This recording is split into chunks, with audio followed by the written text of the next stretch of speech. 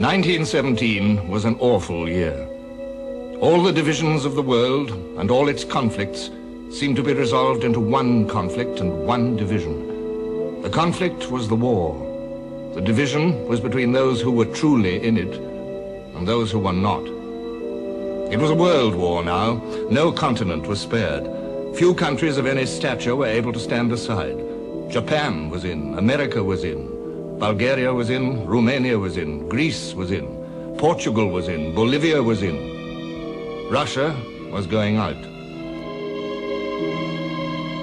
By now, whatever men might wish or plan, whether they believed in it or whether they did not, one front had inexorably become the center, the very heart of the war, the Western Front. 470 miles long, the great battles of 4 years had created on either side of the trench lines a deep zone of military endeavor, a hideous, ravaged wilderness, the zone of the armies.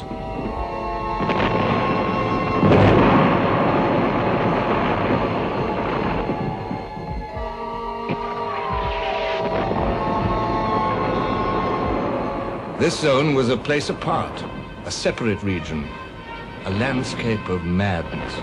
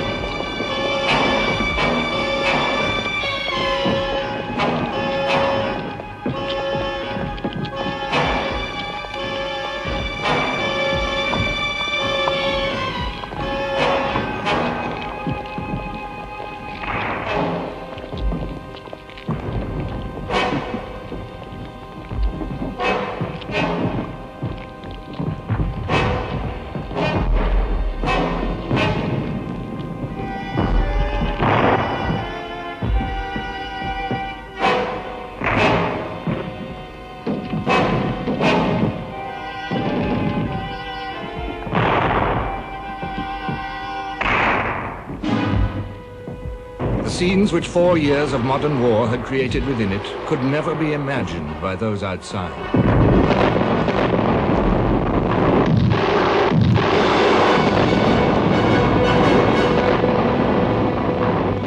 Only the artist's eye could fathom what man had inflicted upon himself in this zone.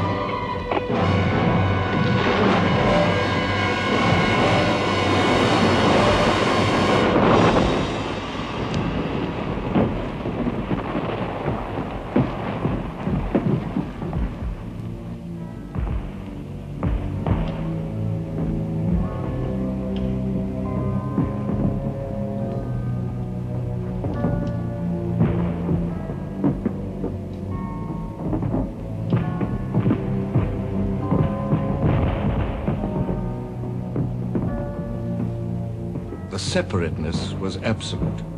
You could almost draw a line where it began. For one war artist, Sir William Orpin, just beyond a valley between Amiens and Albert, suddenly one felt oneself in another world.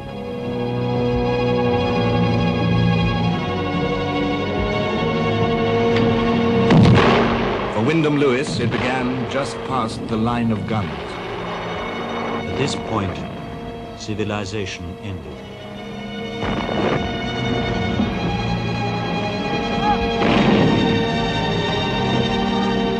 From here onwards, said Lewis, there was only shell-pitted nothingness, an arid and blistering vacuum.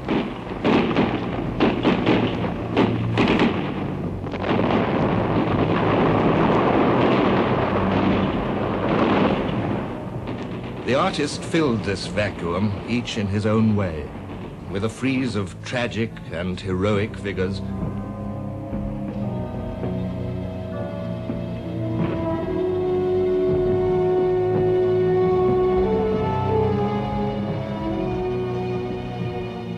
Never the lost and tiny soldiers and their weapons amid the desolate expanse.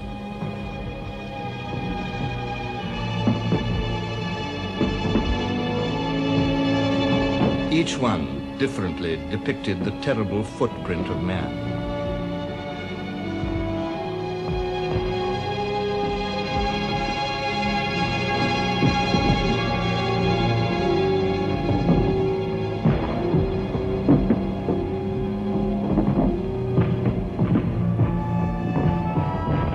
Paul Nash turned his brush and pencil into weapons to assail the cruelty of war. Other war artists only saw an explosion, but the explosion took place inside Nash.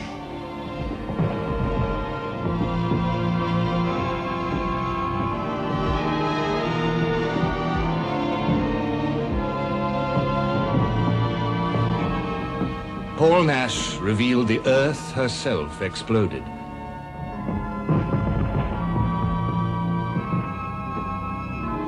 And with wonder, at particular times, in particular places, each artist observed the extraordinary beauty of this man-made desert.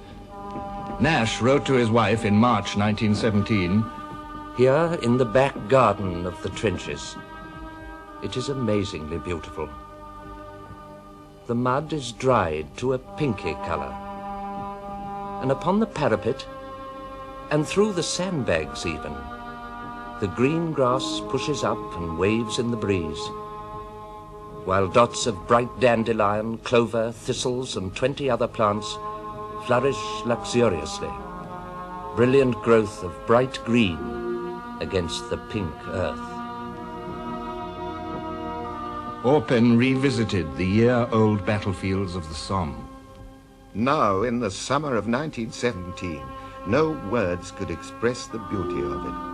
The dreary, dismal mud was baked white and pure, dazzling white. White daisies, red poppies, and a blue flower, great masses of them, stretched for miles and miles. The sky, a pure dark blue, and the whole air up to a height of about 40 feet, thick with white butterflies. Everything shimmered in the heat. Clothes, guns, all that had been left in confusion when the war